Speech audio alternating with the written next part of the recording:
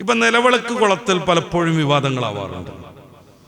നിലവിളക്ക് കൊളത്തൽ എന്താ? നിലവിളക്ക് എന്ന് പറഞ്ഞാൽ അതിൻ്റെ ആ കത്തുന്ന ആ ഒരു പാത്രം പോലുള്ള സാധനത്തിന്റെ അടിയിൽ 18 റൗണ്ടുകൾ വേണം. ഓരോന്നും ഓരോ ദേവതകളെയാണ് കുറിക്കുന്നത്. ആ ദേവതകളെ ഉപാസിച്ചിട്ട് വേണം നിലവിളക്ക് കൊളത്താൻ. ഈ നിലവിളക്കിന്റെ എണ്ണ ഒഴിക്കുന്ന ആ സാധനം ഏതാണ്? ആ നിലവിളക്കിൽ എണ്ണ ഒഴിക്കുന്ന ആ പാത്രത്തിന്റെ മുകളിൽ ഇങ്ങനെ പൊന്തി നിൽക്കുന്ന സാധനം എന്താണ്? ഞാൻ എൻ്റെതായ ഭാഷ പറയാതെ ഒരു പുസ്തകത്തിൽ നിന്ന് ഉദ്ധരിക്കാം. സന്ധ്യാനാമവും നിലവിളക്കും എന്ന ഹൈന്ദവർ പ്രസിദ്ധീകരിച്ച ഒരു പുസ്തകത്തിൽ നിന്ന് ഞാൻ ഉദ്ധരിക്കാം. എന്തിനാണ് ഇങ്ങനെ നിലവിളക്കുമൊക്കെ കൂടുന്നു, കത്തിച്ചാ പോരെ എന്നൊക്കെ ചിലപ്പോൾ ചോദിക്കും. നല്ല ചോദ്യം. നമ്മൾ വിശാലമായി വായിക്കേണ്ട ഒരു ഭാഗമാണ്. ഞാൻ അതിൻ്റെ പ്രധാന ഭാഗം മാത്രം വായിക്കാം. ഷഡാധാരങ്ങളോട് കൂടിയ ശിവലിംഗമാണ് നിലവിളക്ക്. ശിവലിംഗമാണ് നിലവിളക്ക്. അതിൽ എണ്ണ ഒഴിക്കുന്ന എണ്ണത്തട്ട് യോനിയും. എണ്ണ ഒഴിക്കുന്ന എണ്ണത്തട്ട് യോനിയും. അതിന് നടുക്കുനിന്ന് മുകളിലേട്ട് ഉയർന്നു നിൽക്കുന്ന നാരായം ശിവലിംഗവും. വിളക്കിലൊഴിക്കുന്ന എണ്ണധാരയും നിറഞ്ഞു കത്തുന്ന ദീപം ശിവചൈതന്യവുമെന്നാണ് പറയുന്നത്. അങ്ങനെയെങ്കിൽ നാം അറിയാതെ നിത്യവും ശിവലിംഗ പൂജ തന്നെയല്ലേ നടത്തുന്നത്?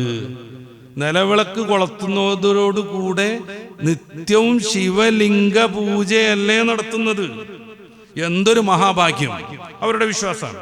ശിവലിംഗ പൂജ നടത്തുന്നതിനെ കുറിച്ച് എന്തൊരു മഹാഭാഗ്യം എന്ന് പറയുന്നു. നാം അറിയാതെ നമ്മെക്കൊണ്ട് എത്ര ഉത്കൃഷ്ടമായ കാര്യമാണ് ദിഷണാശാലികളായ നമ്മുടെ പൂർവ്വസൂരികൾ ആചരിപ്പിച്ചു വന്നത്. നിലവിളക്കിട് കൊളത്തൽ വഴി നമ്മളെ കൊണ്ട് എന്തൊരു വലിയ ആരാധനയാണ് നമ്മുടെ പൂർവികൾ ചെയ്യിപ്പിച്ചു വന്നത് എന്ന്. മുസ്ലിമായൊരു മനുഷ്യൻ നിലവിളക്ക് കൊളത്തുമ്പോ ഉണ്ടോ, അവനറിയാതെ ശിവലിംഗത്തെ ആരാധിക്കുന്നു. ആ എണ്ണ ഒഴിച്ചിരിക്കുന്ന ആ പാത്രം യോനിയാണ്, അതിനെയും ബഹുമാനിക്കുന്നു. നമ്മളറിയാതെ എത്ര ഉത്കൃഷ്ടമായ ഒരു പരിപാടിയാണ് നമ്മുടെ പൂർവികർ ശിവലിംഗ പൂജ തന്നെ നമ്മളെ കൊണ്ട് ചെയ്യിപ്പിക്കുന്നു. എത്ര മഹാഭാഗ്യം എന്നാണ് അതുമായി ബന്ധപ്പെട്ട് അവരുടെ ആധികാരികമായ ഗ്രന്ഥങ്ങളിൽ നമുക്ക് കാണുന്നത്. ഇനി പറയൂ, എന്തിനായി നിലവിളക്ക് കൊളുത്തുമ്പോ മാറി നിൽക്കുന്നത് ഒരു വിശ്വാസിയായ മനുഷ്യൻ? എന്തിനാ നിലവിളക്ക് കൊളുത്തുമ്പോ ഒരു വിശ്വാസിയായ മനുഷ്യൻ മാറി നിൽക്കുന്നത്? അത് അത്രമേൽ വിവാദമാക്കേണ്ടതുണ്ടോ? പിന്നെ പൊതുപരിപാടികൾ നിലവിളക്ക് വെച്ച് കൊളുത്താൻ നിർബന്ധിക്കുന്നിടത്തല്ലേ പ്രശ്നം?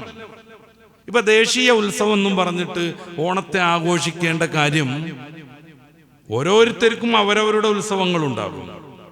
അത് പൊതു ഇടങ്ങളിലേക്ക് കൊണ്ടുവരേണ്ട കാര്യം, നിർബന്ധമായും ഓണാഘോഷിക്കണമെന്ന് സർക്കുലർ വരേണ്ട കാര്യം, അതൊക്കെ മതേതരമായ രാജ്യത്ത്, മതനിരപേക്ഷമായ രാജ്യത്ത് നിർബന്ധമായും ചെയ്യേണ്ടത് തന്നെയാണോ എന്ന് ആലോചിക്കണ്ടേ നമ്മളൊക്കെ? മുസ്ലിങ്ങളെ കുറിച്ച് മാത്രമല്ല പറയണത്. മുസ്ലിങ്ങൾ അങ്ങനെ ആലോചിക്കണം എന്നുള്ളതിനെ കുറിച്ചല്ല നാം പറയേണ്ടത്. നമ്മൾ ഒന്നിച്ച് ആലോചിക്കണ്ടേ? മലബാർ മേഖലയിലൊക്കെ ഒരു ക്രൈസ്തവ കുട്ടി പോലും ഉണ്ടാവില്ല സ്കൂളിൽ. പക്ഷേ 2-3 ദിവസം ക്രിസ്തുമസ് ആഘോഷമായിരിക്കും.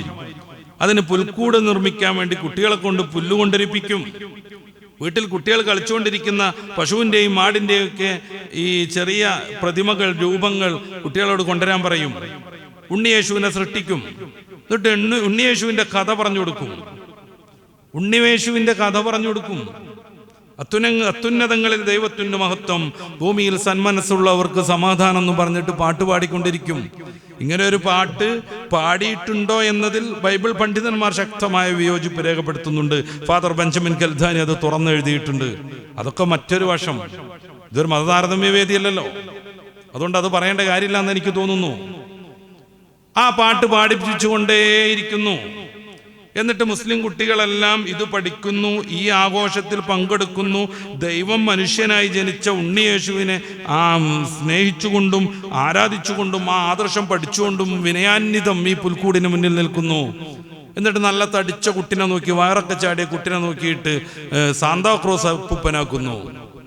എന്നിട്ട് കരോൾ സംഘത്തെ സ്കൂളിൽ തന്നെ സൃഷ്ടിക്കുന്നു. കരോൾ സംഘം ഓരോ ക്ലാസ് റൂമിലും പോയിട്ട് ചെണ്ട കൊട്ടി പാട്ട് പാടിക്കൊണ്ടിരിക്കുന്നു. എന്ത് പാട്ട്? യേശുവിനെ ദൈവമാക്കുന്ന പാട്ട്.